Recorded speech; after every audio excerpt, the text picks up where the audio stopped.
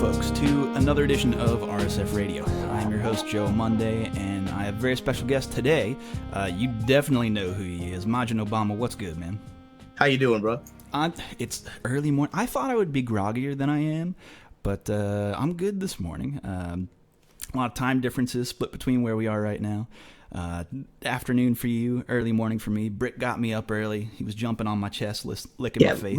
A little bit later than after. It's 9 p.m. for me, and I just got back from gym and on a run. Came back watching some top 8s go down right now, actually. It's a busy weekend. It's a busy year, brother. I mean, there's stuff going on every weekend for every game, man. That's kind of like... At some point, I feel like that's a problem. Is that a problem that there's so much? Are you serious? Yeah, it's absolutely a problem, man. Like, it's overload, man. It's like... It's hard to follow storylines, honestly, and track so many games all at once. It's like, yeah, I would say that's an issue. Another one is just with the way that some of the competitive roadmaps that we have developed through, of course, through CPT, through TWT, through whatever, right? If it's kind of too long, or there is such a thing as too much of a good thing, right? Right. So if there's something going on every weekend, or in some cases, if there's multiple events for the same stuff on the same weekend, like how can you concentrate, right? It would be, dude, yeah. And then for the players, right? That's another thing too, man. If a lot of people have kind of been pursuing that, I want to qualify, I want to get on the road, I want to be one of those guys traveling and trying to get in there. Yeah, they want to be on the tour for whatever game, mind you, right? Yeah. But I think a lot of them underestimate, like, man, for some of the players that are, let's say, pro players who are, signed to teams, stuff like that. Some of these schedules are brutal, man. Really brutal. I mean, even not even for players sometimes, man. I saw like this past weekend they had an event, Master Cup and Master Cup Try that we streamed, right? Mm-hmm. So I went there on Friday. I went to the venue. I probably left my apartment around noon, but I had to go get the equipment. I had to bring the equipment to the venue, then I had to set up the stream and everything like that. By the time I was leaving on Friday, and I knew that Street Fighter League had happened that day, that they were filming for it in Japan, but I wasn't thinking about it, right? Right. As I'm leaving the venue, Hamiko is walking in, and he looks super tired. Yeah. And then I remembered, I was like, oh man, so they did Street Fighter League filming today, and he had to come there for the Tekken tournament. So for Friday, I was like, so what time did you get in? He was like, man, I showed up at their studio. It's in near like northern or eastern Tokyo, right? Okay. He said I showed up there at 8 a.m. and he said I got out at like 8 p.m., 9 p.m., something like that. Then he had to go to the other side of town to the venue to get ready for the next day and the day after. And even though it's just, commentary or just playing or just production, I think for people that aren't, if you haven't done it before, or it's very easy to underestimate just how much goes into, just how much goes into a single stream you watch, to be honest with you. Oh, definitely. There's a whole lot of obfuscated. I don't know if it's like intentionally obfuscated about how much work goes into something like that, but like there's a lot of effort put into this stuff, and it's every week, it's every day, and a lot of these people also have like regular day jobs. It's like, that's the fucking grind. Yeah. Oh yeah. So yeah, you're done with work for the week, and now you gotta go set up, and now you gotta go do that. It's brutal, man. It really does get that way. And we're not even talking about just players, but I guess that's kind of my thing, is the way that our events have kind of evolved over the years. Is there's so many moving parts that are not visible, or not. Oh, definitely. Unless you have a trained eye, right? You would never know that there's this person working their ass off to make this stage light up the way it is, Oh, yeah. People who are like running just to get people on stage at a large event that's a fucking job. Like finding people to get. I mean, you were just telling me you work radio. You know about this better than anybody, right? Oh, yeah, man. There's so much stuff that is like that goes unheard or stories untold. But Anyway, let me reel it back. We've kind of put the cart in front of the horse, because we usually want to have people on the show. You've just started vamping, and I'm cool with that. That's cool, but I like to let people, give their pitch, like, of what they've got going on, where people can't avoid it. So dude, I'm gonna warn you in advance with the way I am, especially right now.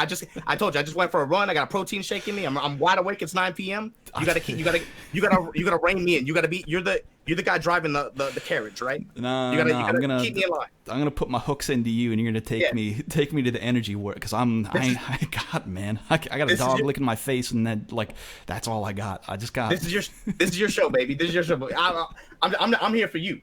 So talk. All right, but no. So let's get all that stuff out of the way first. Like, where can people find you? Like, what do you have going on? What do you want to pitch right up front, so people can't avoid it at the end of the show? Pitch? Yeah, man. Like, what projects do you have going on? Because you're working man. I'm glad that you recognize it. If you want to say, I don't feel comfortable saying pitch. What do I have working on? I got a lot working on. But first what's in the pot? What you got brewing? Well, I don't like to introduce myself as any one title, because especially with the way that it's gone for me, is I've grown to be one of those guys who has many hats, right? Okay. I realized that I'm kind of in the unique position where I kind of see a lot of things from a lot of different angles with how our overall community is and how the scene is in general. So I would always introduce myself. My name is Majin Obama. I play fighting games. Because beyond all that other stuff, right? Beyond you running events, beyond you running a weekly, beyond production, beyond stream, all that stuff. And this is something I've noticed with some people. I think with people in our community, especially in the past 10 years, I've noticed a trend where some people kind of get in too deep into how some of the stuff is. For me, you always have to bring it back to remembering why you fell in love with these games in the first place, right? Right. Playing the game and you wanted to win. So for me, no matter how frustrated I get, because with this project, or however tired I get with this, I can always center myself by saying, "Holy shit, man! These games are cool. Like I just love these games." If you can bring it back to games and people, because ultimately that's what got you started in this stuff, right? If you can always bring it back to that, if you can always be pursuing something in a game, any game, it doesn't matter. If you can always find enjoyment in having competition with your peers, in playing and growing through that, then you can always kind of center yourself with, I think, where the community is and with just how this stuff is. I think it's really important. Oh yeah, definitely. Like, if you lose that passion, if the spirit of Marvel dies in you, you gotta find it. Or if he gets ejected from the arena, whatever. Yeah, one way or the other, is what but just to talk a little bit about what I have going on right now. Obviously, right. I stream a lot, but obviously this is a Street Fighter based Reddit, and you don't have to talk Street Fighter. And look, now hold on. Yeah, so not to blow smoke up your ass, but I'm pretty. I think I'm pretty open about my feelings on Reddit in general. But it's trash. But that said, I think our Street Fighter in particular right now is the one that's doing the most, I think, for doing stuff and cultivating and reinvesting in our community. And for that reason, I'm actually really grateful to people like you and the squad you work with, man, because like the stuff y'all are doing to be able to get people out to events, to promote content creators and stuff like that, that's very valuable, I think. Moving forward, that's like the focus that whenever the old mod team left, and what was left over was basically like 3 people, I was like, let's just focus on things like community first. That's like, and everything else kind of doesn't matter. Like, if we can push community, then that's good, even though Reddit as a platform is like kind of bad for that in some ways. So like, whenever people say Reddit is trash, I'm like, I agree, but also we can try and do good with what we have, and that's kind of where I'm at. But yeah, I peeped the attitude. I peeped it. Yeah. The actions speak louder than words in that case. But for me, maybe most people know that I run Fighting Tuesday, which is one of the biggest weekly gatherings in Tokyo area, and we run, of course, we're an official Bandai Namco event as well, so we run all the Bandai Namco titles: Tekken, Dragon Ball, and Soul Calibur. And running that weekly, we've been, I think, for coming up on 19, 20 months now. That has given me a world of perspective on ground level event management. Oh, right? Yeah? In what ways in particular? Man, where do I start? I mean, the first is working with developers. I would say putting yourself in the shoes of somebody who doesn't know anything, or, a true new player, right? Oh, yeah. Having to address concerns over that while still maintaining a very competitive atmosphere and being able to cater to your advanced and intermediate level players. Being able to juggle all that while also doing production and being able to cut content from it, being able to promote that as well. Because ultimately, in this era, I think that's obviously something that just the relevance and importance of that just went through the roof, right? In the past 10 years, partially because of the way the digital leveled up around 2011, 2012, is streaming and broadcasting is just so huge for our game specifically. Because, we don't have the benefits that a lot of some of these other, what if you want to call them esports games. I hate that word, by the way. I can't stand saying esport. I can't stand it. Please don't make me say that word again. Please don't make me say it. You don't have to. I'm gonna just say rank 1 titles, and you just assume that's what I mean. But okay, all right. That's a good, interesting way around it. That's industry jargon, by the way. That's industry jargon. But please don't make me say esports. Please, I hate saying it. Yeah, you read that off a pitch deck somewhere and went, we're going with that. But something that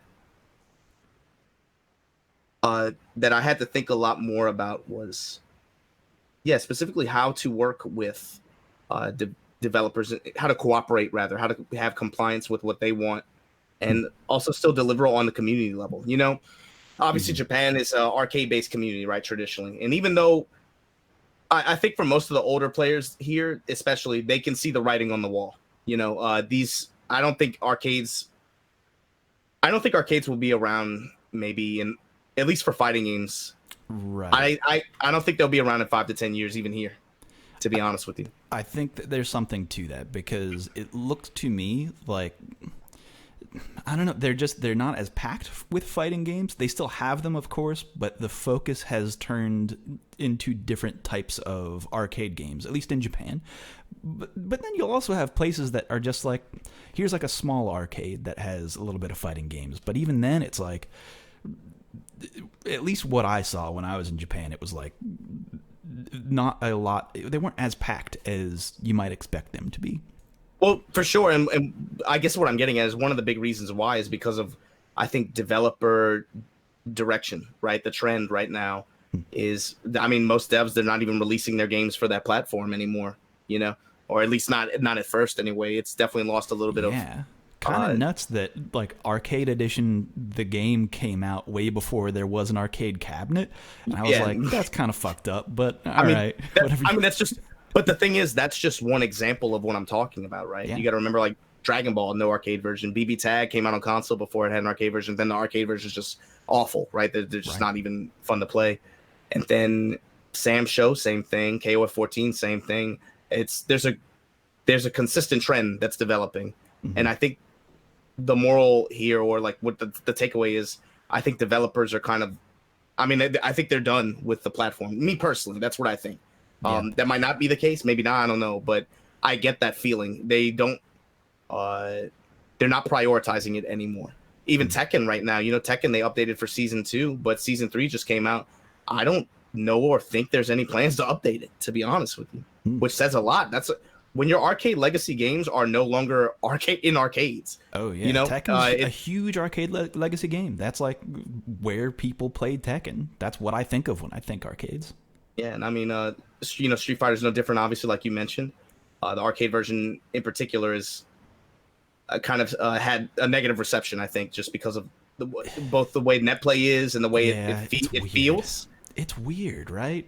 It is Yeah, weird going there and then being like, okay, I'm online, and then like sometimes the connections are good, sometimes they're sometimes not, sometimes it's they're not. it's inconsistent though, right? And Yeah, which is is it weird. and You would think it would be better, but I don't know. But that's a whole other side story. that's a long conversation. It really is. Yeah, the cabinets Uh, though I think are nice. Cabinet, so so the cabinets, they look sick. They look yeah, sick. That's the thing. the But cabinets are nice. Like they're well constructed, well put together. It is kind of strange though. Sometimes they'll have like here. This one has a. I came up on one that had a DualShock 3 attached to it, and I was like, well, that's fucking strange. I guess that's like arcade specific of whatever they want to. yeah, that's cab. Yeah, like there's some custom cabs too where you can do some cool stuff. And that's wild. and to even go outside, it's just Street Fighter. Even the games that are in arcades, right? I mean, I can tell you from experience, like Guilty Gear has that one frame of lag in the arcade version. That when the arcade versions aren't even like the best version of the game to play, that says a lot Right. for the future direction.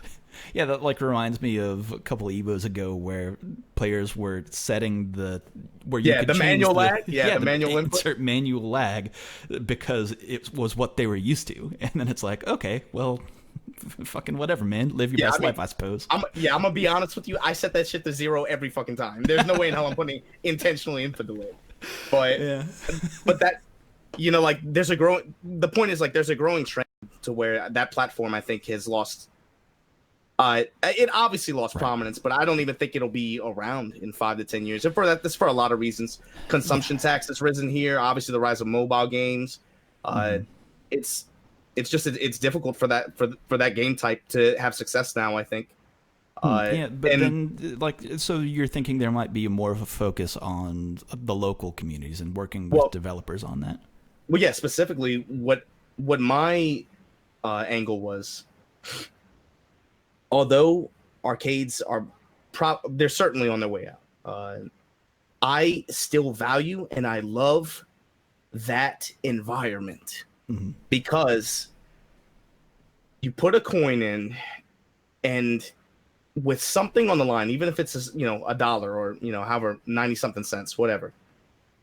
There's with something on the line, you wouldn't think it. It's very difficult to explain, but it forces your attention in a way that just grinding ranked on net play doesn't. Yeah. And then when you know that you're sitting face to face from someone, right? There's another person on the other side of the cabinet. You can lose to them and go look at them and all weird and shit after, or you can beat them and then smile after. You peek your head around the corner. Something that whole experience is kind of lost off net play. So it becomes impersonal. You become detached from the competition itself. There was always that, like, you could always tell the type of play that someone is coming from if they were like an online warrior back in the day, where it's like, okay, of course he would DP there because he has nothing to lose, like versus someone else who's like, why would he DP there because he has everything to lose? But it's just a different perspective on how you play and your relationship to the game.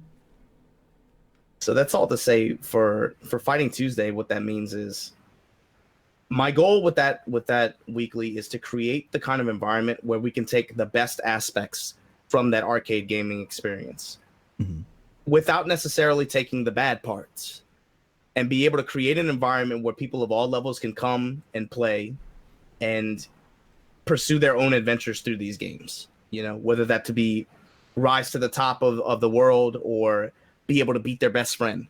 I want an international setting where we can do that for whatever game you want to do, right?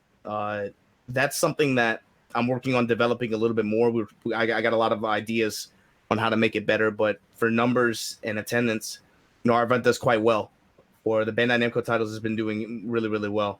But also, even for Street Fighter, man, at the same venue, Mago does Street Fighter on Thursdays, and he has comparable numbers. The big struggle for Japan up until maybe I would say like a year and a half ago or 2 years ago, the big struggle for them was the lack of venues where people could go offline and play like that are not arcades. Okay. In fact, that was something that was a big issue when Street Fighter V first released.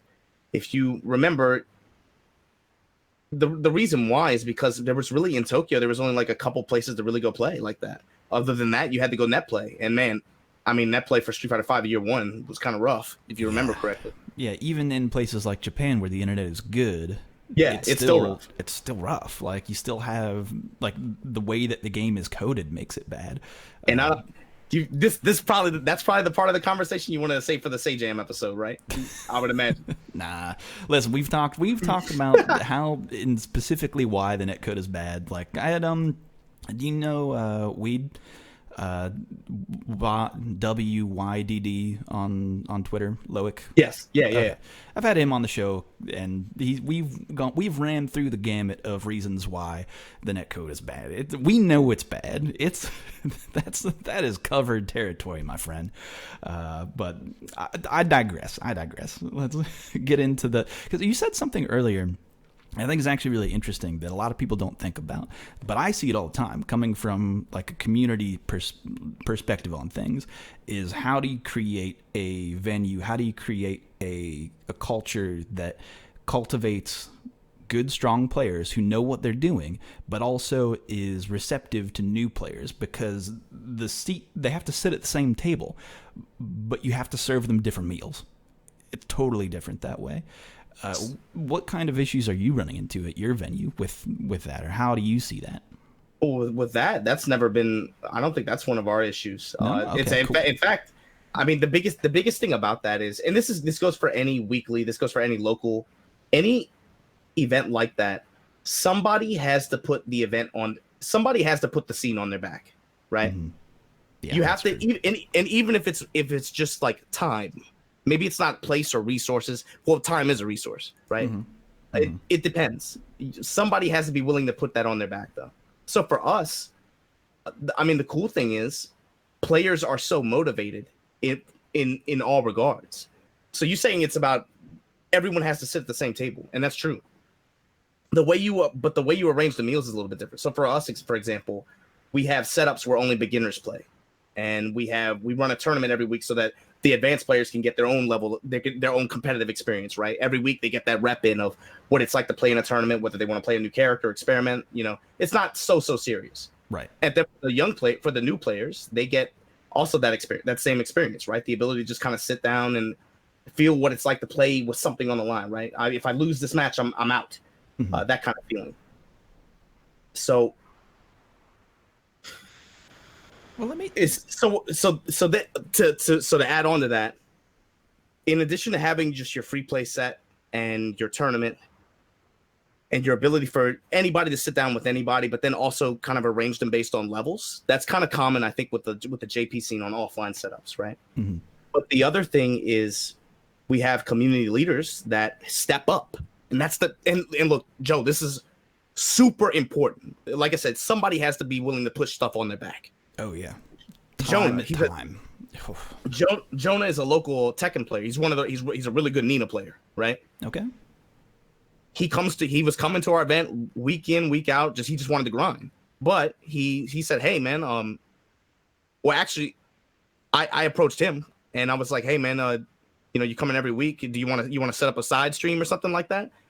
And conversation developed from there. Now he does a weekly beginners training seminar. If you don't know anything about Tekken, you can go sit down with him and he'll teach you from level 0. Oh shit, he'll sit down. Wild. Yeah. Well, and the thing is, he's hype about it. He's excited to do it. Like I don't know if you noticed, but for Evo, people on my stream they contributed to put Tsuyoshi, the 9-year-old kid that comes to our event. We sent him to Evo for Dragon Ball, and he did pretty well. He didn't do too bad. But I mean, just for an example, yeah. The weekend after that, or the week after that, CO sat down with Jonah, and Jonah taught him how to play Noctis in 30 minutes. Just taught him a great basic combo. And that, to me, is where this has to go. I think top players, it's not that they owe anybody anything or anything like that. It's not that. But for the future and for cultivation of the scene, yeah. I think that more people have to step up. That's my thing. It's got to be a we thing. It's got to be a we. It has to. It's an investment of time and effort. Like, not even money. We're not talking about money here. This is just an investment back into growing the thing that you love. Because if people aren't going to put in the effort, they just want to show up, like, fine, that's fine. You can do that. I'm not judging you, but I kind of am judging you, right? Because, like, where does the fighting game community come from? What are we? What people doing? That's why I hesitate to say like you owe it to them. I hesitate to say that. It's not so much that, but somebody's got to step up. Yeah. Somebody has to. You know what I mean? Yeah, there has to be people in positions that are doing work, right? And that's for anything. That's for anything in the scene. Somebody has to step up. Mm-hmm. And when you have players out here who traditionally the way communities are here is they have the mentality of the rising tide raises all ships, right? That's kind of a big deal here with when it comes to like in-game strategy or whatever. People are very open with information. Yeah. And so to be able to retain that kind of attitude but bring it to an offline setting that isn't an arcade while we're still able to maintain that competitive arcade environment, that to me is like I wanted to capture that. Right. Because the thing is this, I think a lot of people get something like kind of misconstrued in that, maybe I fetishize the arcade a little bit or something like that, right? But for me, that environment is very special. But I'm not stupid. Not everything about that environment was perfect. Not everything about that environment is worth preserving. So for me, it's about thinking about what was really special to me about when I used to play in them, be it in the United States, be it in Japan. When I used to play in them, what did I really value about that experience? Now, what can we let go? That stuff we can let go, man. I'm good on that. But the stuff that was the real meat of that experience, I want to preserve that. And I want kids like Tsuyoshi. I want kids like the Shinobism kids that Momochi took under his wing, right? Mm-hmm. I want people in the future who are brave enough to challenge these games, because I don't care what you play, man. These games are rough, man. Say James talking. I know Say James Crusade recently is like they're not that hard. They're not, and he's right. But in the scope of 2019, they are hard because people now, man. I don't want to sound like one of those jaded old guys, but I'm gonna sound that way regardless. So whatever. But people now, man, are soft. It's really hard for you to sit down, look in the mirror. You have to look at your own reflection and be like, man, I suck. Let me phrase it to you another way. It's that it might not be that everyone's soft, but there are so many things out there that reward you for failure that fighting games do reward you for failure, but it's not obvious. Other things will show you, oh, you failed, but look at the good things you did. Whereas fighting games are like, you failed, go fuck yourself. You lose $1. That's all. So, right? So that's sensation, and that there's a built-in delayed gratification there, right? Yeah. And it forces the burden of responsibility on you to change, right? It's not obvious for fighting games.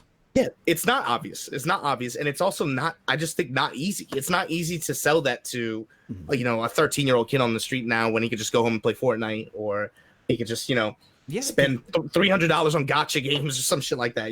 It's a hard sell. It's a hard sell. There's so many things out there where if you just want that click of happiness, it's right there. Like you don't have to look for it. It's free in a lot of cases, whereas it is certainly not free when you talk about fighting games. So I don't mean to get overly corny when I say like brave enough to challenge the game, but I honestly believe that, man. I think these games are brutal, and that's one reason why, when you see young players willing to step up and willing to step up to the stage and try to do something cool, try to do something amazing. That gets me, man. That gets me because I know how easily they could have just been playing Fortnite or something, Oh yeah, there was a like for example, this year at Evo, we sponsored Maureen to go, one of the players. I know. And she, in her bracket, in her pools, rightfully so too. She's good as hell. Oh hell yeah! Well, she's with UIU now, which is awesome. Yeah, I keep up. I know. But which is like, I love that. Whenever like we sponsor a player and then they get actual sponsorship, I'm like, shit's working. That's another story. But in her pools, I think it was her second match, or maybe her first. She beat Dogura. No. That's not the person I want to talk about. I mean, she did, but I want to talk about the player that she played. She played an 8-year-old kid went by the name of Eyes Cold, and I was behind her there. I was there to cheer on. Name. So Eyes Cold. Eyes Cold, man. He was cold. He's a cold dude, but like he played Colleen. Even though no, actually Akuma. He picked top tier. Boom. Someone told him to pick a top tier, and he listened. Which, for better or worse. But like, she's playing this 8-year-old, and I'm there to support Maureen because we're sponsoring her. But that whole time, I'm like, let's go, Ice Cold, fuck her up, let's go. Like, anytime he connected a hit, I'm like, hell yeah, just to like, like, that kid took that jump. He took that leap of faith to go to a large event and enter a large bracket like that, even at that young age. And you got to support kids like that. But anyway, I digress. In 2019, it's rare, and that's why. I don't know. It makes me feel a certain way, man. It really does. But to touch on what you were talking about with her specifically, and I mentioned this earlier, something that I think is really cool. What I really value, man, is, and I'll say this, like I got to a point maybe a year or two ago where I was like, you know what, man, I could see myself, I can find a pattern here where I can make this work for myself, Mm-hmm. So after that, I was like, well, aside from from the goals that I want to achieve with the projects that I'm working on, which there are a lot. I've only talked about Fighting Tuesday now, but man, if you gave me the mic for like 2 hours, I could go off on all the stuff I'm working on. But the thing that I said was, I think I'm in a good place where I can just kind of dump all my effort into the projects that I want to make happen, and I'm in a place where this is stable for me, right? Right. So what I thought to myself at that time was, I want to make it to where other people can have the opportunity to pursue themselves too, in this. Right. Opportunities, man, in our scene. I feel like there aren't that many chances, or there aren't that many just like golden opportunities, right? So the beautiful thing for our community, and I'm talking about all fighting games, but I mean y'all especially, because y'all have really been about this. Y'all have probably been by far the most active Reddit for this, but it's the concept of giving people chances to prove themselves. Mm-hmm. That I think is so cool, and I want more of it. Like what Justin did, what Punk and Justin and Knuckle do, the way they've been flying people out. Justin's pretty much, he's had Lost Soul on the payroll for 2 or 3 years. I mean, what Sherry does. Yeah. Oh God, her, man. Like that's some other stuff. I'm just talking about players right now, right? Just like talking about giving players chances. What Sherry's doing, to be honest with you, man, I have kind of a chip on my shoulder, and I don't want to seem like I don't want to seem like a stan or anything like that. But I think that project, as simple as it is, I think is so fucking cool. And nobody else is doing anything like that. Do you know anybody else doing anything like that, or thinking on that like a macro level like that? There's a clear problem. There's a clear problem there where our government is interfering with our ability to have fun and ball out, right? And for someone to say, you know what, let's do something that can at least make the, obviously that's a bigger problem than us, right? Obviously that's a bigger issue than we can solve. But for somebody to take a look at that system and say, well, what are some ways I can make this a little bit more accessible or a little bit more easier to navigate? Create a system for that. Man, I think it speaks volumes. That's incredible.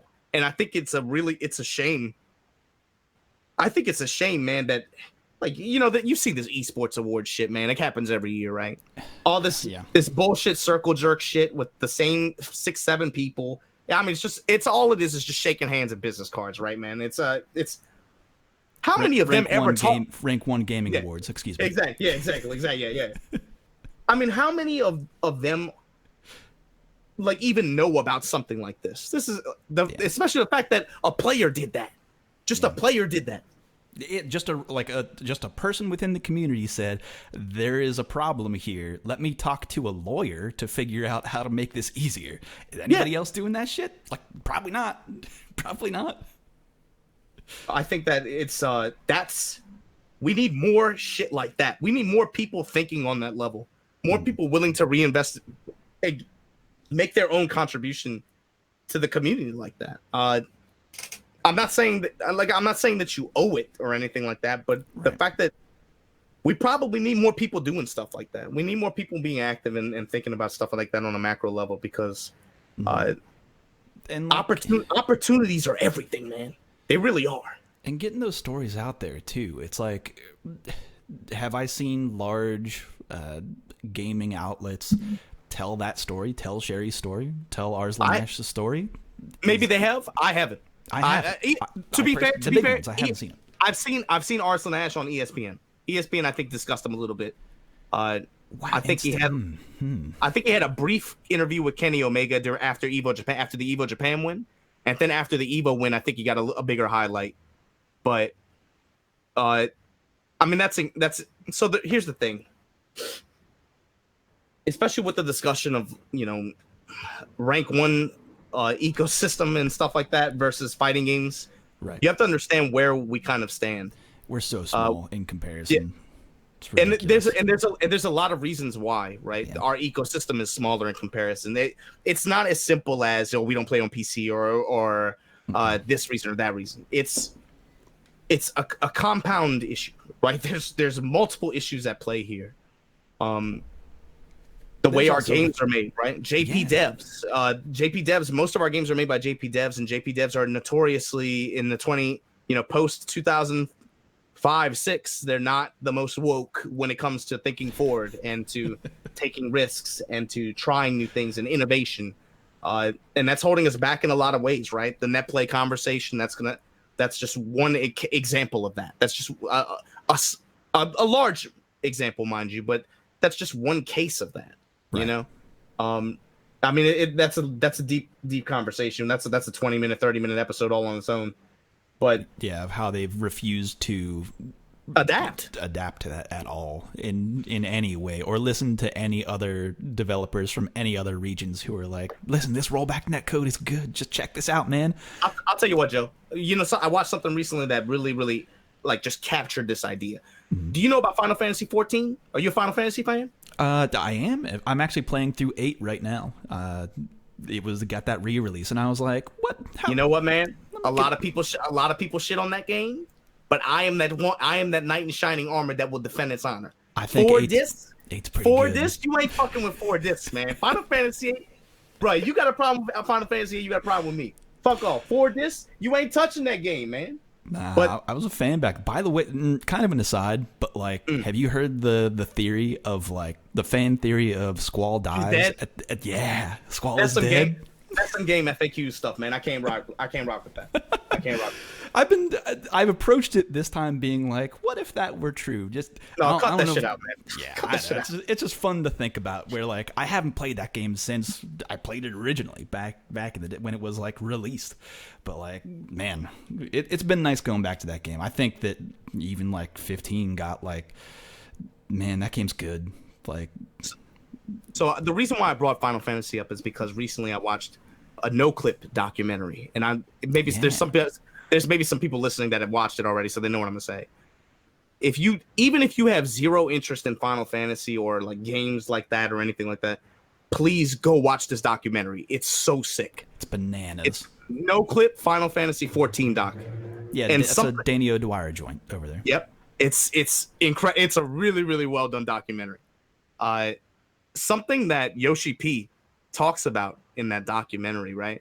And he's talking about Square Enix around the late 2000s, early 2010s, right? Where they're starting to again focus and make Final Fantasy 14. He talks a lot about the business culture within that developer, right?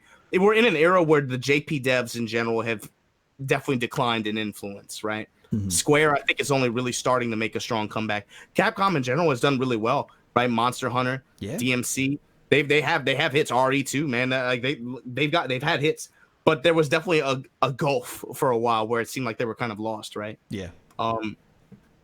Something that Yoshi P talked about was the way the dev culture and the business culture and the mindset poisoned their ability to make a good game, because he mentioned, first of all, early success being a poison in that it led to complacency, and how from that complacency, nobody had their ear to the ground. Nobody's looking around at what other people are doing in the same field.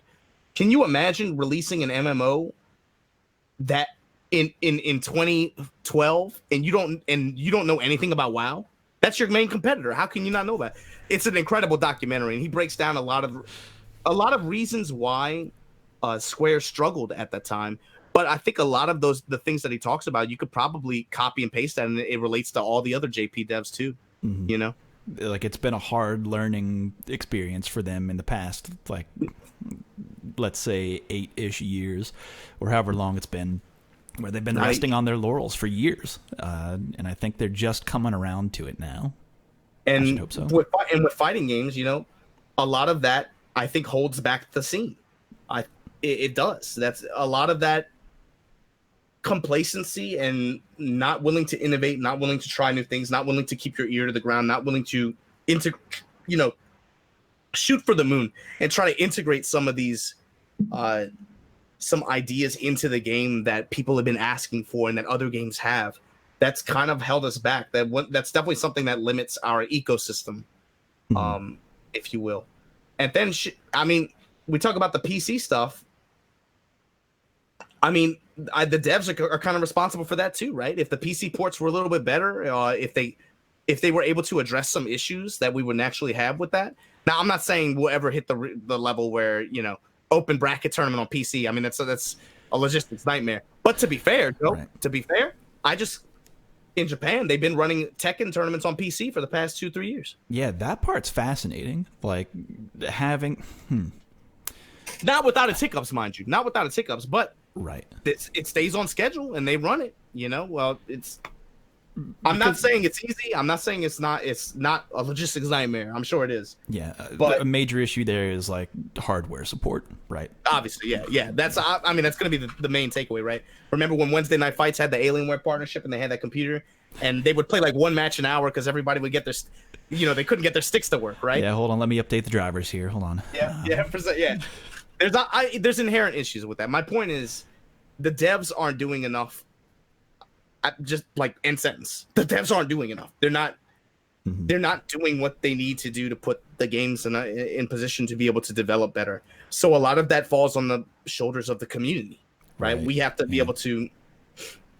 It's one reason why I think if you look at what a lot of us are, a lot of heads at the top we're talking about, dude, we got to be making more content. We need more people streaming. We need more people cutting YouTube videos. We need more people talking about our games. We need more people presenting our players. We need more people to take, to see value in our events at the local and regional level, to talk about. We have to put ourselves out there a lot more to make up for that. Let me stop you just for a second. Kind of go on an aside here, because I actually think, because I'm of two minds here, because I agree with you. People do need to go do stuff, make stuff for the community. I agree with that 100%. But I also think that currently there are a lot of people who are doing stuff. Oh, you're not wrong. You're not wrong. Like I don't want to, like I want to agree with you, but I also don't want to ignore the hundreds, maybe thousands of people who are currently doing work, but also not getting the light shown on their work to be like, look at this. This is good. People should look at this because it's out there. Like you could search like Falk tutorial, and I'm sure there's a Falk tutorial. Someone has made it, but like how many views does it have? Like, is it easily findable? Like, are we giving credit to those players? Like, I don't. Well, that's a big difference between our community and, let's say, Smash, right? If you look at Smash Brothers stuff, man, their community digests stuff that's put out, right? And then they promote it too. Is the crazy thing. Shit does numbers. Yeah, exactly. So naturally, if you're a company and you invest, you're like, okay, man, I guess I want to talk about this Street Fighter player. If it does half or like less than half the numbers of what you would get talking about, this random Smash player, I mean, how incentivized are you going to be to do that again? You have to think about it from that perspective too. Mm-hmm. So like you as a viewer, you as a digital media consumer, essentially, you have to think about stuff like that. Do what you can to support the kind of content that you like, because and that means more than just liking it, right? Talk about it. Yeah. Anything you could do anything, but we have to do a better job of some. I wholeheartedly agree with you. There's some people right now that are killing it, man. I haven't talked so much about my work with Liquid, but part of that is I look at numbers a lot. There are some people in our scene that are killing it with content right now. Mm-hmm. It's not even close. Like, and I'm not even talking about just like people at the top, right? Even the mid-level people. I like Brian F stream. His stream has grown tremendously. Yeah, it's fantastic. If you're talking about Street Fighter, who else? Man, off the top of my head, Street Fighter, I'd say Brian F is doing really well. Hook, Hook stream really took off. I mean, there's like at least 6-7 examples of just people on Twitch alone that are just killing it right now. Yeah, like that's just Twitch, and that's not like YouTube. YouTube gets weird. Platform. Yeah, that's one platform. Yeah. Or even like you talk. Yeah. Observation. Go ahead. No. I was gonna say like just agreeing with you. Like even YouTube. YouTube gets a little bit weirder because it's a lot more open ended. And maybe you have to go out of your way to find people a little bit more, I think, right? It depends on the algorithm and stuff like that. Yeah, you got to fight the algorithm. You can't really make that much money on it anymore, which is another issue. Like, you could look at Born Free in his interviews, and he's been very open about it, where he's like, these don't make money anymore. I need to go to Twitch to have this be financially supported. And it's like, I get it. There's that whole other side of the grind of like, is this worth it? Like, you look at Core Gaming, right? Huge channel. Is that where the money comes in, or does it come in from the Patreon to make that stuff actually work? I don't know. I would, I mean, the answers are, it's different per person, right? Yeah. But per channel, but that's also another issue that you have to consider for sure. But that's also, the value of diversifying bonds too, right? Like that, right? Being able to push media on multiple fronts instead of putting all your eggs in a single basket, Mm-hmm. That's, and that's there's value in that. That's a good strategy moving forward.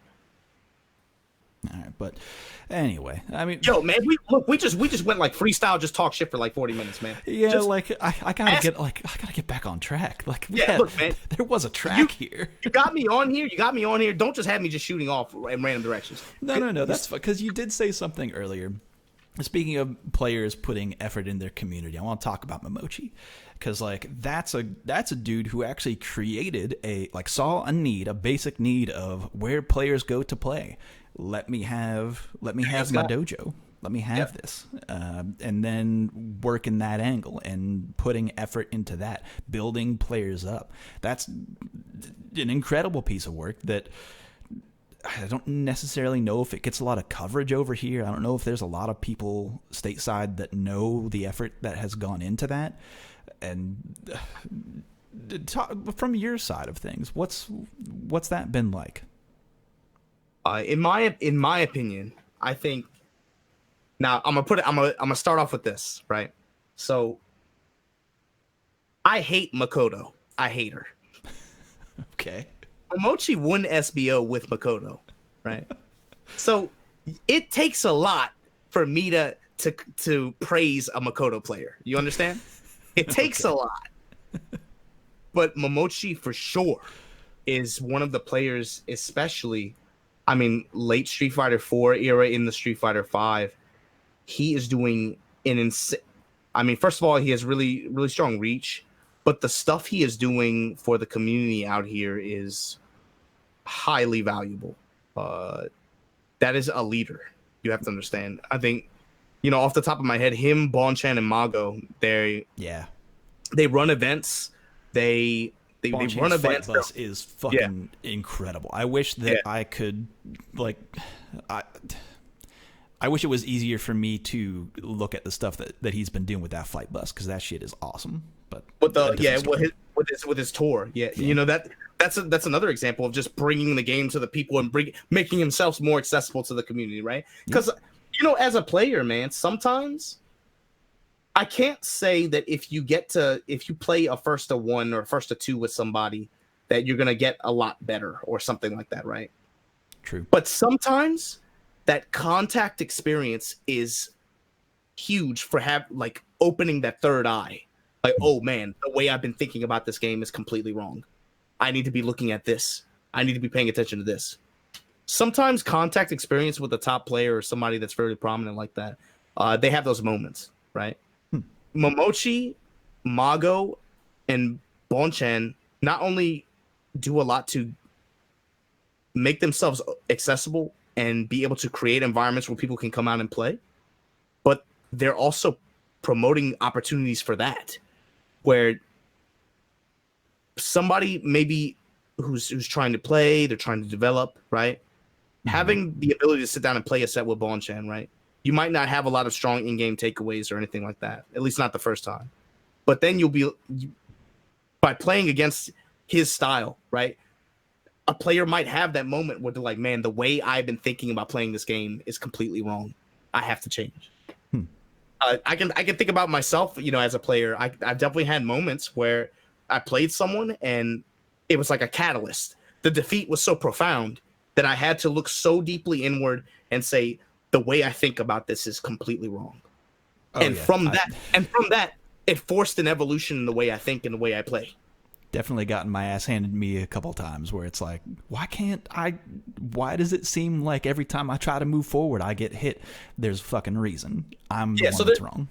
So there's types of losses, right? There's like there's just the abyss where you're just lost and you're not even yourself anymore.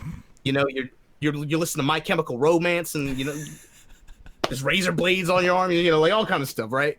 But then there's also the losses where, as a result, you see something that you could not see before. I think players, I've had that experience. I know other people have had experiences like that.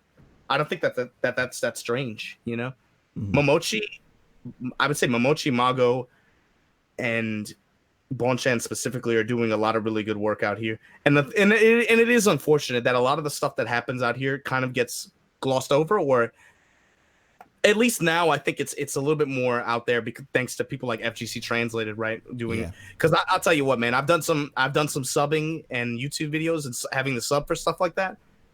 Y'all don't know, man. That stuff is work. It's hard. Oh yeah, definitely. Doc Fugu, FGC Translated, doing for sure.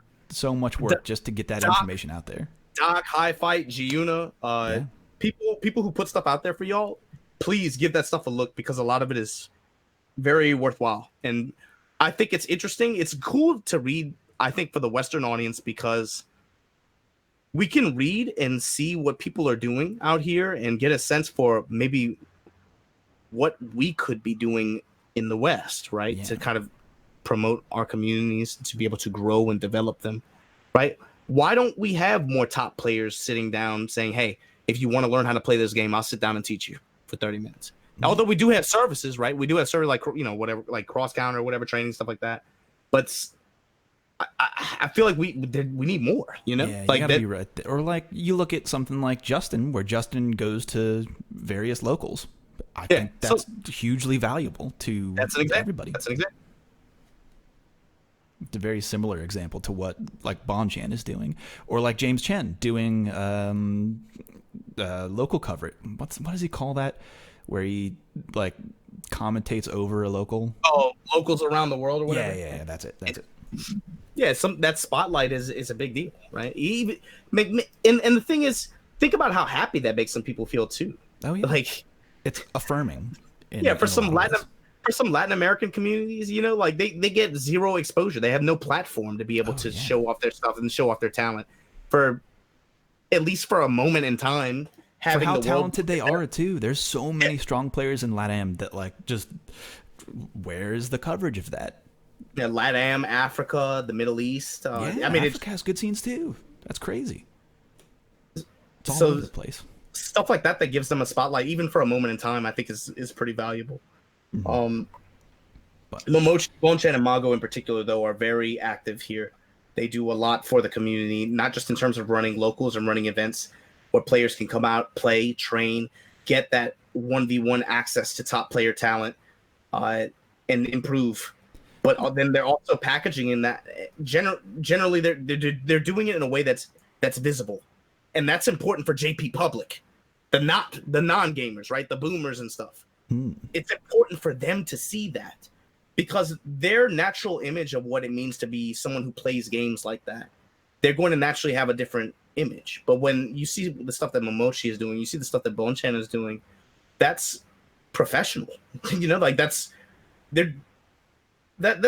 work, dude. That's work.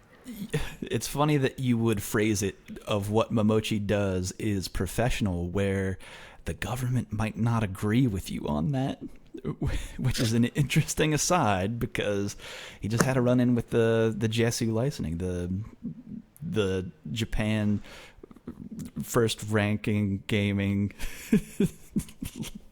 Look, man. I was trying to do the replacement in my head without saying the word. Japan rank 1 sports union. You got it. Yeah. So the thing is this, that a lot of the precursors to what happened this past month. There are a lot of precursors to that happened either 2 years ago, or at Evo Japan this year, and of course at TGS, right? The thing is, JP Law in particular is a completely different beast, man. This country. So to contrast it with like America, right? Mm-hmm. America, typically our young people actually have a pretty strong, passionate interest in politics, right? They, especially, modern times, man. Like, but even for as long as I can remember, young people typically are more active in politics. They pay attention to topics, or at least they think they do, right? Or whatever. Japan is not that way at all. This is an old man's country, and mind my language. It's an old man's country specifically. It's an interesting look. Yeah, because it's not something, I'm not really that well versed in Japanese politics at all. Well, I mean, who is, right? I'm not versed in Japanese politics, right? But if you live here, you understand. Okay. Seniority typically wins out in a lot of situations in Japan. And that has reflections in a lot of industries and in a lot of jobs, right? So, for example, something that happens with a lot of businesses is they have employees who get trained, go work overseas for a couple of years, and then come back. But the problem is, when they come back, their seniors who are doing less work than them, are less skilled than them at that point, are getting paid more than them, and then they're getting shit on. JP bureaucracy it's hard, man. Like their work culture is so overly bureaucratic, in my opinion, and kind of there's a lot of negative nuances and things. Yeah, it's tough. No, I think that makes sense. That I have heard that is an issue of the bureaucratic method, and like the formation of committees to resolve issues is somewhat hindering to the forward progress of Japan as a culture. Yeah, but the thing is, it's that way, but it's scaled to every level. Yeah. You go to the post office, there's some guy sitting in the back just shuffling papers for 45 minutes at the end of the day because he can't go home before his boss goes home, but he has nothing to do. Why is he staying there? 45 minutes just literally just trying to look busy. It's when you live here for an extended period of time, you get a sense for how that culture is, and you get a sense for things like that. And when you fast forward, right, to what's going on with Jesu and Momochi, and to clarify, before TGS, people knew this was going to happen if he won. This wasn't a surprise for a lot of people. Yeah, like this has already happened. It's literally already happened this year. It happened legit earlier this year, right? Yeah. Where there was another situation where we had to ask ourselves about that. And the thing is, when it happened, of course, the conversation is going to come up. And what the most interesting thing to me about what's kind of come out of the conversation so far is, when Daigo did a stream where he talked a little bit about it, he said something. That's the thing, Joe. With the way this stuff is, I'm telling you, after TGS, I spent 3 or 4 days in my room just reading articles on this shit. Mm-hmm. I was just so intrigued by how whack it is. How did we even get here? It's so magnanimously just like awful and just mundane and whack that it's somehow interesting. That's kind of how this works. So I'm reading and all this stuff, and something that Daigo said on the stream kind of caught my attention. The thing is, on both sides, there are very reasonable concerns and reasonable people. I can't say that anyone's being terribly unreasonable with this. But Daigo said something cool about Momochi, and I told you, man, it's hard to get me on the side of a Makoto player. I just naturally just disagree. I'm talking about Third Strike Makoto too. Like I can't co-sign. Oh yeah, that character's a fucking problem. Listen, as someone So- who likes to play Q, fuck that matchup, fuck Makoto. I'm on your side. Our live, So- go fuck yourself. Something that he said was, although he thinks Momochi's fight is pretty cool, and he says that it's something reminiscent of an old school player who's willing to endure harm to themselves just to make a point. And Yeah, it's honorable. It's honorable in that way. I'm not sure how much pull that has, but it's cool that he's sticking to his guns, man. And the thing is, when you go back and you read his concerns, they're not unreasonable. Mm-hmm. And but on the other side, the stuff that something Daigo said was, that Jesu hasn't done anything inherently wrong yet, and it's kind of difficult to listen to this conversation, I guess, if you don't have proper context. Joe, is it cool if I show the video I made? Yeah. Please do. Yeah, I'll include the link in the show notes as well. Yeah, if you want a clearer picture of what I'm talking about, I didn't explain it the best, I guess, but I tried my best. It's really hard to wrap your head around this entire. Yeah, because there's so many angles to it, which I thought was really impressive when I watched that video. It's like is it like an hour long? Isn't it like close to? No, it's like 27 minutes. Oh, okay, all right, yeah, like a half hour long of let's look at all the shit. Yeah, the problem is you can't talk about a little bit of it without proper context for the rest of it. Yeah. And it's so many moving parts. It's kind of a tough conversation to wrap your head around, but I brought some resources to the table, and I try to consolidate some information across multiple articles and stuff that's been published.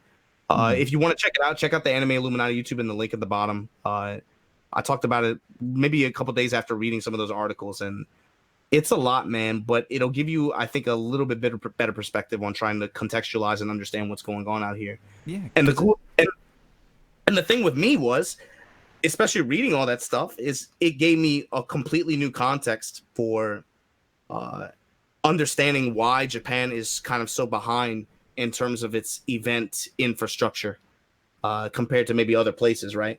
You have lots of cool events here, lots of really awesome events. Like Matsuda's, all of his events are awesome. Oh yeah. But in terms of being able Third Strike, yeah, hell yeah. And yeah, exactly. So in terms of fun and competitor experience, it's great. But in terms of their ability to monetize and to develop and to grow into a bigger stage, and in terms to get forward projection like that, there's so much inherently in place to just impede all that progress. So now I'm thinking back, like, man, for the past 15 years they've been dealing with this shit, like all this stuff.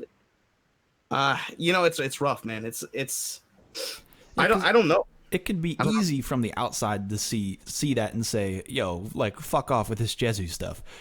But at the same time, there's like that whole history perspective of like, how did we even get here? Like, learning the history of something, I think, is always a worthwhile thing to do when you want to understand something. And I think that was covered in your video pretty well. Of course, there's more to it, and the conversation can continue until I guess it's like quote unquote resolved, because I don't know if it will be resolved, or I think we're like almost on the brink of resolution, at least in terms of fighting games. Like, perhaps I think there's avenues here where things can be better for at least our community, which does not affect other esports communities at all in Japan, because like this is all encompassing. This is not just fighting games. It affects that's true. Like everything else there too. Like, there's the story of the mobile game competition where that college kid won. I think he's middle school. Was he middle school? Oh fuck. Yeah. But like the prize was enormous, but he could 50K. take. It's like $50K or something like that, and he couldn't get any of it. He couldn't get any money, not even the. There's people who are signed pros for that game. They're college students. They're sitting down playing. This middle school kid literally just twerks on all their foreheads, just like, please stop trying to play this game. I know how to play. This is my game. Awesome juice box shit. This is my game. And he couldn't get any of the prize money. That's it gives you it recontextualizes and it reemphasizes just kind of what you're fighting against here. Similar to us, right, in the West with our visa situation, right? Although on a higher level, right, on an exponentially more difficult level because it's JP Law, and maybe we don't have so many. That's tough, man. You got to find allies in JP Law. That's certainly not my area of expertise. I don't know how you fight against that, but that's also kind of a point I think of the union, right? They're a lot of the guys that make up that group are very well connected and have very high status. I've heard varying reports of like the people who are on that committee are like, on one side, some people saying that they're not at all in touch with the fighting community, but also other people saying that maybe some of them are. That part got a little fuzzy on my end. I think they do have at least a couple people who are certainly more visible and more communicative now than before. Okay. For example, there's definitely at least one that gets brought up in a lot of conversations now. But to the thing is this. Let me bring it back to what Daigo said for a minute. Okay. Momochi, if you read about his points, they're very reasonable. But something that Daigo says too is Jessu hasn't, and Capcom even, he says, have not done anything inherently wrong yet. So he said he would feel bad if we led this crusade and stopped what they were doing when they didn't even actually do anything wrong yet. At least his words are more encouraging to try to give him a chance, before we get there, which I also think is reasonable, is the thing. Something that you have to understand about Japan is this place is naturally weak, and its businesses are like this, naturally weak in transparency and communication, right? Those two words. When you get off at Shinjuku Station, I don't care who you are, dude, there's just information everywhere, but none of it is like accessible. Even when you could, the worst is when you could. So at first I was like, when I couldn't read or understand what anything said, I was like, you know what, maybe it's just me. I'm just a dumb foreigner, Of course I'm not gonna know what's going on here. Fair. But then years later, I'm like, actually, I can kind of read this shit. There's still no information. I'm still confused. And then you ask a native, you're like, hey man, do you know what's going on here? Like, where if I want to go here, where do I go? Oh, I don't know. Like, what the hell? If you don't know, how the hell am I supposed to know? Yeah, it is kind of, getting around is somewhat confusing. Made easier by, you have to look outside of what is in front of you. Obviously, yes. Hyperdia, I think, is good to get around, but that's a side story. My point being, information here is really weird. Yeah. Information here typically is not so accessible, and transparency for companies is also, they're not big on that here. And I think that, a couple years ago when the Jessu thing first got started and when it came under a lot of criticism, those two concepts were something that they could have worked on that, and they could have avoided, I think, a lot of this, but it's just tough for JP companies to be down with that, with excessive, with just communicating and being transparent. It's they're just not good at it, man. It's and I don't know if that'll ever change. Maybe it will. That is like we have no power to persuade that. I don't know if we do. It's kind of up to them. It's on it. The impetus to change is on them. It's just, is there enough pressure from our side of things to enact a change? I don't know. I don't know if we have that kind of maybe Momochi does, but I don't know. That's compared to what that union, I'm not so sure. Yeah, because I mean, what my feeling was after doing a lot of reading and digging, my feeling was, man, looking at who some of these people are, I'm not sure that if like they made, let's say, a players union and got a team of lawyers together, I'm not sure that would have had. I'm not sure that would have the same level of influence as maybe this group does. I'm maybe, but I don't think so. Maybe not. I think it would be tough. Yeah. All right. Well, other than that, I mean, the other things that are going on in Japan, things that you've seen, we could talk about the SFL in Japan. I have a question, actually, something that I hadn't thought to ask before. Go on. Is the SFL in Japan carried out week by week, or did they film it all in one go? No, they film it. It's not necessarily week by week, but I think the format that they've been doing it is teams will go in and play 2 episodes worth of content. Okay. If that makes sense. So I think they're going to go a few more times. The schedule is a little bit different, right? Oh yeah, the schedule is entirely different from how, like, comparing. It's not a 1 week. It's not a 1 week recording shot, right? But it's a little bit more consistent. And up until now, right, the Street Fighter Leagues up until now out here, you know, the Rage Street Fighter League, the first season, the second season, and now this season, they've always been that way. And typically, their filming sessions really get hot in the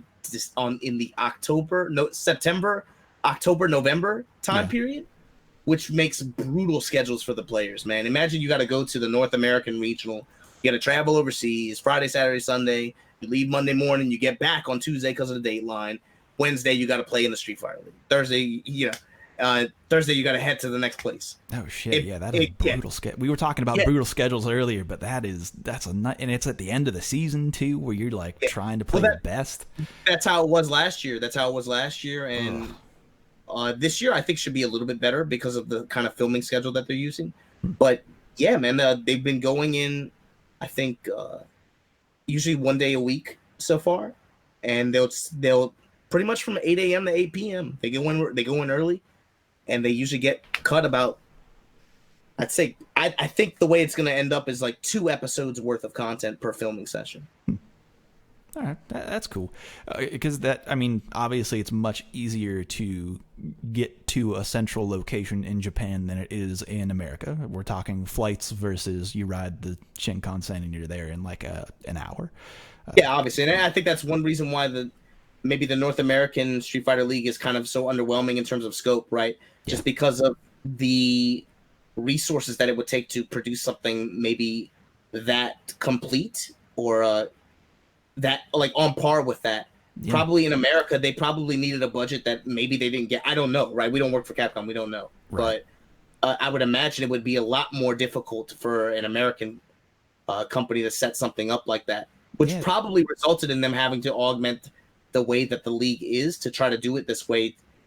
Unfortunately, it works out. I mean, what do you think about Street Fighter League, Joe? Can I ask you? Well, I think that people should also go watch your video of the explanation of how the Street Fighter League works in Japan, because it is set up entirely differently. Like it would be entirely impossible for the US to get a variety of teams to play against each other to even like get in a spot at the end. I think that you hit something hard there. That is, I don't think that they had the budget to do something of the scope that is comparable to Japan. But at the same time, are they giving a short shrift to the people in the U.S. where the only payout at the end is when the U.S. plays against Japan? I think so. But at the same time, do I see any players from the U.S. who have won because it's already done. Have I seen those players complaining that they can't beat the players from Japan? No, they're going to work hard and they're going to try to win, obviously. So, like, I'm not trying to, like, say that it's an impossibility. I'm just saying that, you know, it's different. It's a different situation for us. I don't know. It's a fucking mess, man. Yeah, it's a fucking mess over here. Those are questions that, you know, Capcom has to answer, right? Like but they will never do it. They'll never do it, though. That's the thing. That there's never going to be an explanation to this. There's never going to be a, hey, we looked at what the feedback from last year, and here's the same thing again this year. Enjoy, please. No, it's not at all this, because that's the other bullshit that happened that I didn't realize at the time. Is that the season 1, they did the whole season 1 for SFL in the US, and then those players got nothing except for exposure of, we ran this tournament. But like, who is the tournament even for? To follow the tournament itself is like, you mentioned something at the start of this that, like, when you said it made sense to me of like, we're kind of fucked as a community of being able to follow any of the shit that's going on, because there's so many roadmaps. There's one road, but then we're like overlaying like a dozen different roadmaps of, well, here's the Tekken World Tour, here's how you get into that, here's the SFL, which is a different competition from the CPT, which is different from any just big tournament that wants to run that isn't on the CPT, that you should probably also follow because they're really good tournaments and people are going to them anyway. And there's, oh man, it's, how do you follow all this stuff is becoming an actual issue. But it takes effort to be, well, and the thing is, it takes effort to be plugged in. I mean, I'll tell you. The thing is, I'm not even a Street Fighter V player like that, but obviously because of my job, right? And for those that don't know, I manage the fighting game players for Team Liquid. That's a lot of what I'm referring to right now. I have to keep up with that stuff. You know, that's part of the responsibility that you have as a manager. Yeah, to be plugged in takes effort. If only for their schedules, you know, like that's, and I'm telling you, man, it gets rough. Yeah, but I'm almost not surprised when it's like you see top players being like, oh shit, it's the week before, I need to register for this event because it wasn't even on my radar, because like there's so many things going, you're competing, you're trying to become a better player, and then it's out of nowhere being like, oh fuck yeah, Evo's next week, let me just and you know, it's fucking wild, man. I don't blame anyone for signing up late to anything. Let's just put it that way. I'll judge you a little bit because you got that late registration shit, but at the same time, I'm not surprised how often it happens, because it's hard to stay in touch with all this stuff. And there's also no really one place to go to get all of the information. But that's a whole other story. I would say the resources in Japan, I think, are better overall. Like a Kakugei Checker is really good with having. They have like a calendar, an event calendar, essentially, that's really detailed. It's really, obviously, honestly, I use it quite often just because, like, man, I got to keep track of, like, you know, who's going to what event, what weekend, who still needs registration, who still needs flight Wi-Fi, you know, whatever. You know? Is there an English translation of that? Unfortunately, no.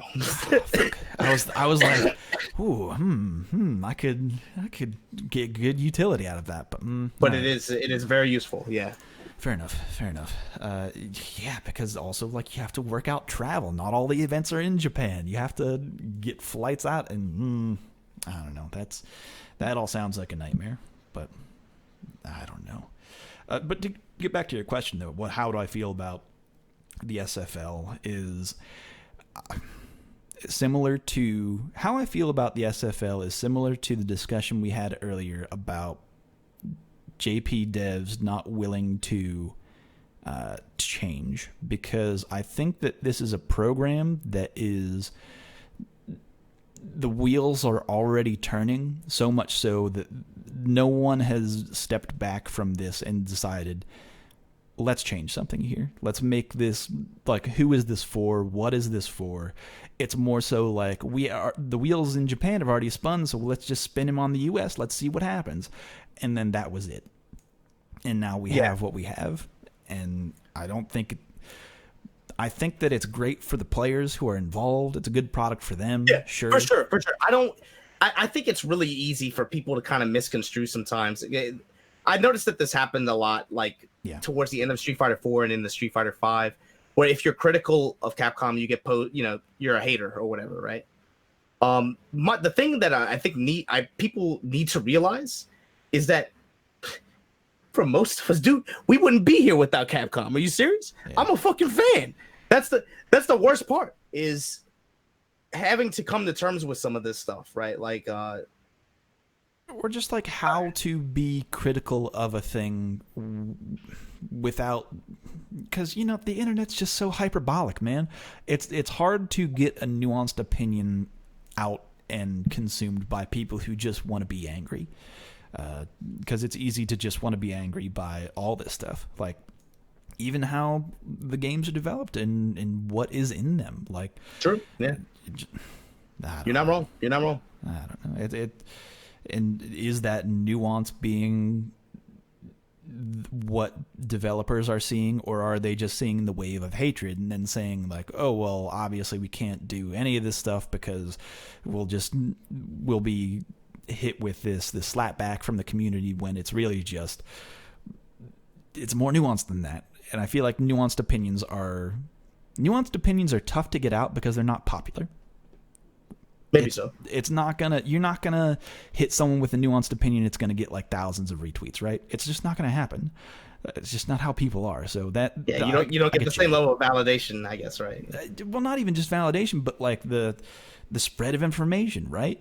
I think the spread of information is important, and there's no really like one place for people to go to find anything. And then like people who just follow the scene casually, they're only gonna see those hot takes that get that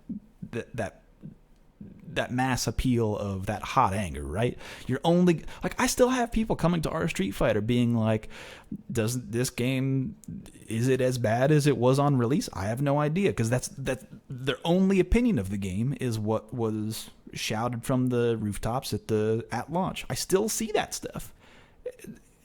Do I want those players to come into the community and try it out and become and try to get an understanding of what is good about fighting games? Absolutely, I do. But there's a hurdle there already, because what was said years ago and the popular opinions of that negativity have been like clutched onto by I don't know. I'm getting lost in the weeds here. I'm just angry.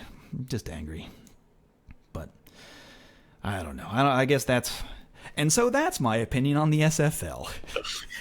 It's really easy to get frustrated. It really is, because especially with this, and the way this kind of feels too, right? Is it's season 2. We're still doing the band thing. Even we're still doing it. It's nuts, man. I can't. And what I found out actually is that the JP version is actually a different band rule. The North American version, you can't make the same band twice, right? Right. When you play, or like when you play them the second time, you have to change your band, right? Correct. The JP version, I don't think has that rule. Nope. It's just straight up it's the season 1 North American rule, and even that, when it was announced, was definitely criticized. Yeah, because no one wants to see that. Like, here was my old thing. The whole thing about the band system is it confuses who this product is for.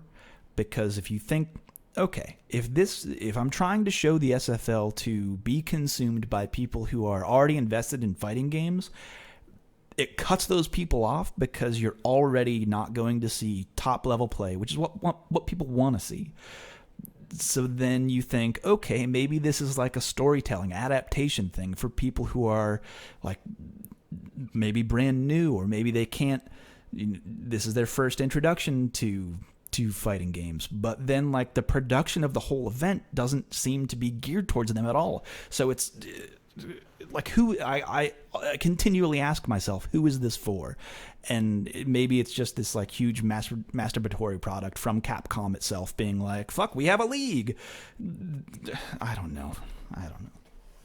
I'm not sure either, man, to be honest with you. But the way it feels to me, and I talked about this in the video, but like, it feels like they want to develop that and they want to contribute a lot to that, and that's I think where they want to go in the future. That's just how it feels to me. Yeah, just body language and posture. Yeah, and they have college leagues now, and that's all good. There's probably some lower level leagues that they're probably going to get into as well in the next couple of years. Like, gosh, I wish you know what? And never mind. I could get into the weeds in that and talk about like. I wish I could remember the name of it. I think it's like Super League something, which is like this new. You know what? I don't have the information in front of me, so I'm not gonna pretend like I know what the fuck I'm talking about. Oh, you're talking about that recent announcement? Was it recent? It was like anyway, yeah. But I saw a university program that they announced recently. I think that no, I'm not talking about a university program. I'm talking about like a whole other league that has like. In the U.S. at least, that has connections to like Cinemark theaters, which would provide a local space for people to play in a league like that. But anyway, that's besides the point. We're in the weeds now. We're getting to the end of the show. we need to wrap up. We're getting a little long in the tooth, but I do want to give you another opportunity. Is there anything else that's going on that you want to push people towards, or something you wanted to say before we pull the blinds on this episode?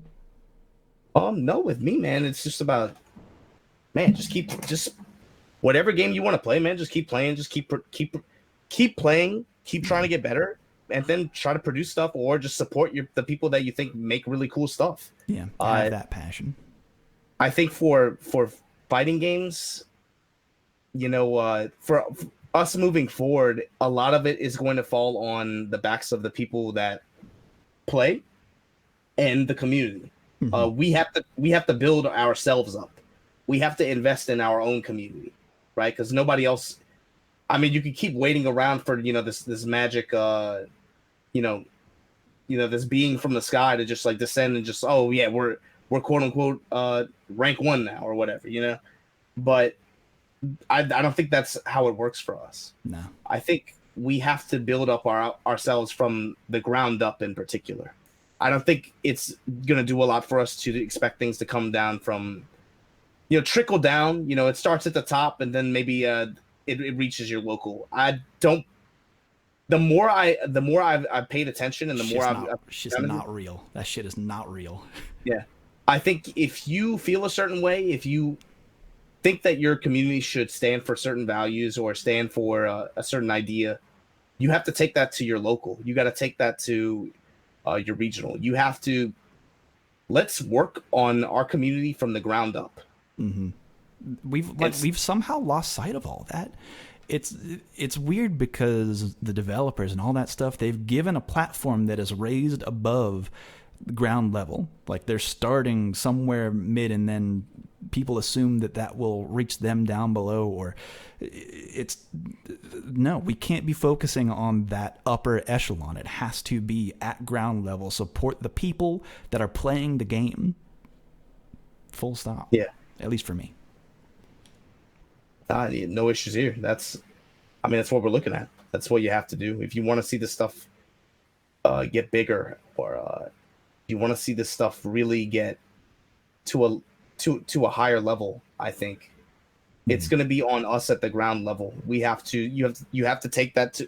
You have to be a part of that change. You have to take that to your local. You have to take that to your regional. You have to take that to. All right, man. Well, before I let you go. By the way, great message. I love what you had to say. This has been a great episode, but I can't let you go without asking you a line of 2 questions. Go on. That I think can tell a lot about a person in the way that they answer it. And it's a 2-parter. First part of the question is, what is your favorite normal attack in any fighting game? Oh God, I hate this question because I've loved so many. It's too hard to pick one. Give us an idea of what you look for. I really like there's one normal in particular that I can think of. If you want to talk about Street Fighter, it could be from anything. But let's talk. Street Fighter. It could be from anything, but I think this one normal is really cool. Okay. Guile, Nash, or Charlie, whoever, crouch medium kick. Huh. Okay. Interesting. Why that normal in particular? Because when you play the game and when you play those characters, right, it's very easy to get distracted with the boom, with the crouch fierce anti-air, with the far anti-air, with the back fist. This is maybe the least glorious looking move out of their move lists. Yeah. Right? But actually, for ground control and spacing, it is maybe one of the most valuable. Yeah. It's not even a high return attack. But just for when you're playing that mid-range game and when you're playing for control like that, that button is insanely powerful. And it doesn't look flashy. It's not going to stand out to you. It's not insanely high return. But when you watch someone that uses it and uses it really well, it looks sick. It looks so like, please keep trying to come in. Please keep trying to advance. Yeah, that's a really good point because it is oft overlooked as something that is important. You're right. People think, I need the sonic boom. I need the flash kick. And what I would say is it ties that character's game together in most of the games that he's in. Mm-hmm. That character is in, right? I can think of like CVS2. I can think of like SF4, even Third Strike, Remy to a degree. Street Fighter 2. Let's start at the beginning. Let's Yeah, go. yeah. There. Even oh god, there's Talon, there's it's like there's one of his most important buttons, honestly. yeah. I mean, it's one of his most important ones. Yeah. So that button, there's a lot of really good. Honorable mention: Iron Man standing heavy punch. Okay. Iron Man standing heavy punch. Do you know what I'm talking about? Oh yeah. The you get the plasma out there. Is that what we're talking about? Yeah. The one where he puts his hands out there and he gets the little orbs. Yeah, that one yeah. I like that one just because it looks cool. That shit just looks cool. But I'm gonna say I'm an introvert. I'm gonna say Guile, Nash, Charlie, crouch, medium kick. That's a good, thoughtful answer. Not one that I would have expected, but I like it. That's a good answer. And also, it's interesting because it's like it's important. It's not cancelable ever. Yeah, but it ties that character together. Very smart. It's not about the honorable mention. BB Hood standing fierce punch. Where she pulls out the Uzi. Yeah. Why she just, bro? How could she just? How could she just pull out a gun like that? How could that? It's in the basket, man. She's packing heat in that picnic basket, my guy. A roundhouse too, man. She the little landmines. That character, man. I tell you, she is. There are quite a few characters in. If you, man, that question sucks because there's so many. We gonna go down like a Darkstalkers hole right now? What are we talking about? Well, I mean, to be honest with you, man, I still think Vampire. If you look in Capcom's design log and their history, the characters in that series are some of the most creative and just like a deep impression left as a result of some of those designs. They have so much personality that just jumps off the screen. It's crazy. That's true. Those, I don't know what it is about them, man. It's the way they move, it's the animation, the way there's characterization in everything they do. I don't want to over fetishize it, but like the design team for that game series they were on some other stuff, man, to be honest with you. They were on some next level shit right there. Oh yeah, absolutely, man. Yeah, they were definitely hanging out in Vegas for a weekend on some other stuff, but it's been influential to like other games as well. Like you see a lot of that stuff carry over. I mean, dude, Guilty Gear. Look at Guilty Gear. Some of those characters' designs are just direct shout-outs. I'm thinking like Slayer, right? When you say, I'm like, that. Yep, Slayer. Right there. Look at how Eno moves. You know, that's when you see in other games like exact replications of moves, but for other characters, that's when you know that your game was influential. Exactly. That's the actual that's pure homage, right? Oh yeah, it's not actual respect. Yeah, hella respect. But okay, second part of the question though, it's a two-parter. We forgot about the second half. Is what is your favorite combo in any fighting game? Oh, combo? I gotta be honest with you, man. A single combo is, again, a really hard question, but I have a trend. If you really want to get me moist, what you gotta have, for me, what I love are really cool looking loops. So I can give you examples. BB Hood's Infinite, okay. You know, or it doesn't even look like it should work, right? She's just dashing and jabbing you in the face the whole time. She's just like flicking a butterfly in your face, but it keeps stringing together. It's awesome. Iron Man Infinite, ROM Infinite. I like loops. There's a lot of different games with them, but I gave you a couple examples. Why loops in particular? I don't know. They just look cool as shit, man. I don't know. if it's a really cool looking one, I don't know, man. That shit is hype to me. I can't, like, even so. Third Strike, right? I hate you. I hate everything about him. I don't like looking at him. I don't like the people that play him. But when you hit some of those Gen conversions, right, and you're able to, it just looks so damn cool, man. It's awesome. Hey. Yeah. So, and oh man, see that's the thing, and that's something that's kind of unfortunate with, I think the current generation of fighting games with the way the trend has kind of.